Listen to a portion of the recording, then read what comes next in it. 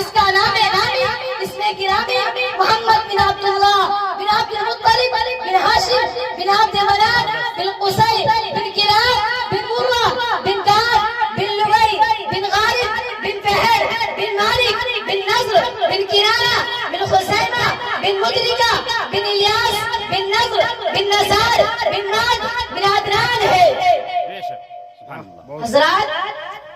وہ ایسے نبی تھے جو سارے جہاں کا درد اپنے دل میں سمیٹے ہوا تھا، جو خنجر چلے کسی پہ تڑپتے ہیں ہم امیر، اس کا صحیح اور حقیقی مزاج تھا۔ اس ذات مقدس نے تمام کے تمام ظلم و ستم کے خلاف عالم بغاوت بلند کیا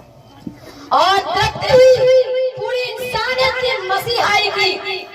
ضروری تھا اس بابرکت ہستی کو سینے سے لگایا جاتا